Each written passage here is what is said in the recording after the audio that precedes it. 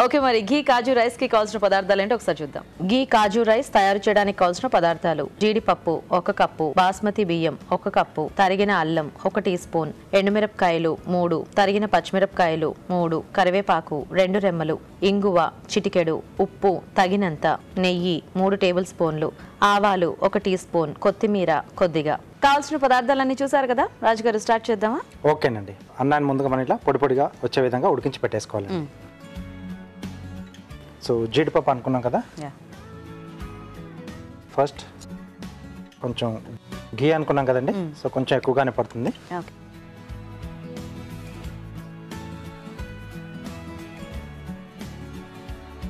So ముందుగా మనం జీడిపప్పు వేయించుకుందామండి.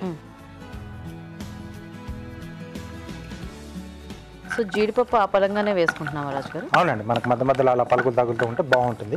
సో అది కూడా మనం అంటే కొంచెం వేయించింది ఇంకా టేస్ట్ బాగుంటుంది కదా, క్రంచీగా. ఎస్. సో కొద్దిగా మెత్తగా ఉండాలి అనుకుంటే వీటిని మనం నానబెట్టి సో పోపుతో పాటు యాడ్ చేసుకోవచ్చు. సో క్రంచిగా కావాలంటే ముందుగానే వేయించేసుకొని మనం చివరి ఆఖరిలో యాడ్ చేసుకోవాలి. కొంతమందికి కరకరలాడుతూ నచ్చుతుంది, కొంతమందికి అట్లా మెత్తగా ఉంటే ఇష్టపడతారు కదా. దానికి తగ్గట్టుగా చేసేసుకోవాలి బట్టి. కాకపోతే కొంచెం ఇలాంటి టైంలో కాస్త నానబెట్టుకోవడం అంటే కొంచెం ముందు ప్రాసెస్ చేసుకోవాలి. వేయించుకోవడం అయితే మనకి ఇమీడియట్ గా అయిపోతుంది కాబట్టి అయిపోతుంది. ఓకే, కొంచెం లైట్ అలా కలర్ మారుతున్నప్పుడు మనం తీసేసుకొని పక్కన పెట్టేసేసుకున్నాం. సో చాలా తొందరగా కలర్ మారిపోతూ ఉంటుందండి జీడిపప్పు మనకి. అవును, జస్ట్ ఎలా అయితే మనకు ఆ కలర్ చేంజ్ అవ్వడం మొదలవుతుందో వెంటనే తీసేసుకోవాలి. అవును, లేకపోతే తొందరగా మాడిపోతుంది. ఎస్, జీడిపప్పు మాడిపోతే కొంచెం మనకు చేదు వచ్చేస్తుంది.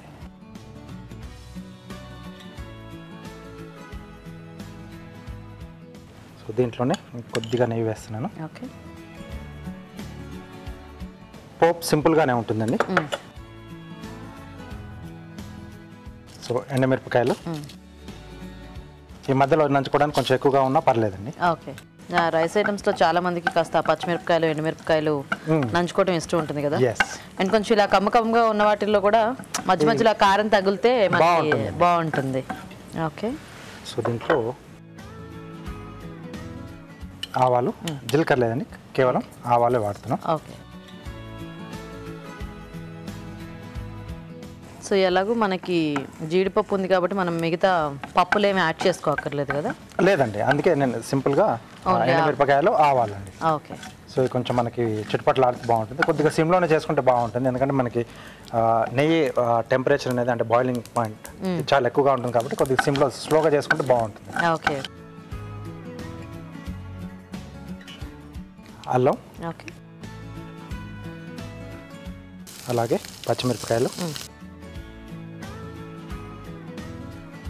కొద్దిగా కరివేపాకు, సో కొంచెం ఇంగువ కూడా వేస్తున్నాను. సో ఈ టేస్ట్ కూడా బాగుంటుంది. ఓకే, సో ఈ పచ్చిమిరపకాయలు కూడా కొద్దిగా దూరగా వేగాలండి. సో అల్లం కూడా సిమ్లోనే చేయాలి. Okay, okay. సో మీరు చూస్తుంటారా రాజు గారు, మేము చిట్కా చూసేస్తాము. ఓకేనండి, ఇప్పుడు మనం ఒక చిట్కా చూద్దాం.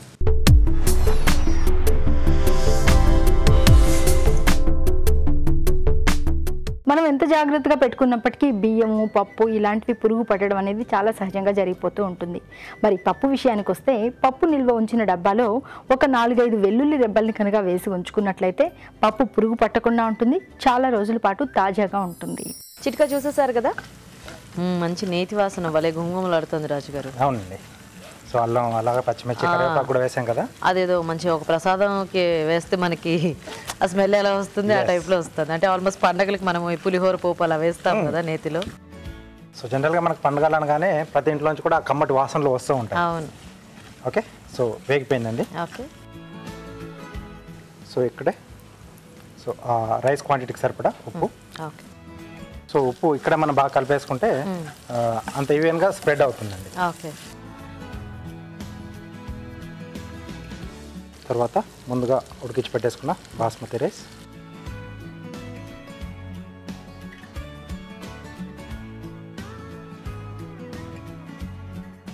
ఓకే. సో ఇది కొంచెం బాగా కలిపేసిన తర్వాత అప్పుడు మనం ముందుగా వేయించేసుకున్న జీడిపప్పు అండి.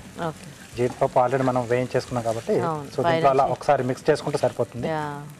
సో ఆ రైస్కి ఏంటంటే కొంచెం మగ్గితే మనం వేసిన పోపు తాలూకు అన్ని ఫ్లేవర్స్ కూడా ఆ రైస్ కూడా పట్టేస్తుంది. సో కావాల్సిన దీంట్లో కొంచెం వెల్లుల్లి ముక్కలు కూడా యాడ్ చేసుకోవచ్చు. ఓకే. బట్ అల్లంతో బాగుంటుంది అంటే జీడిపప్పు కాంబినేషన్. కొంచెం ఆ ఘాటు ఉంటే బాగుంటుంది కదా, మరీ కమ్మగా ఉన్న వాటిల్లో కాస్త అల్లం ఘాటు. యా, అంటే కొంచెం మరీ అలా నీట్ ఫ్లేవర్ ఎక్కువ ఉన్నా కూడా మనకి తింటే కష్టం. ఎస్. ఓకే. సో ఇప్పుడు మనం ముందుగా వేయించి పెట్టుకున్న జీడిపప్పు. ఓకే.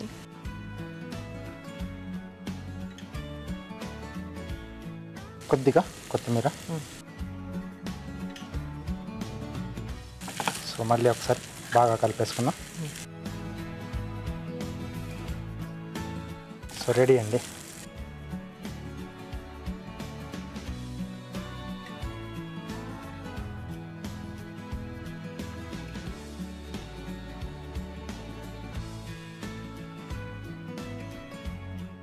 సో హోలీ అనగానే ఎక్కువగా ఇలా రైస్ ఐటమ్లు కానీ అంటే అది కూడా అంటే కర్రీస్తో సంబంధం లేకుండా ఉండేది స్వీట్ ఐటమ్స్ ఇవే ఎక్కువగా చేసుకుంటూ ఉంటారు కదా.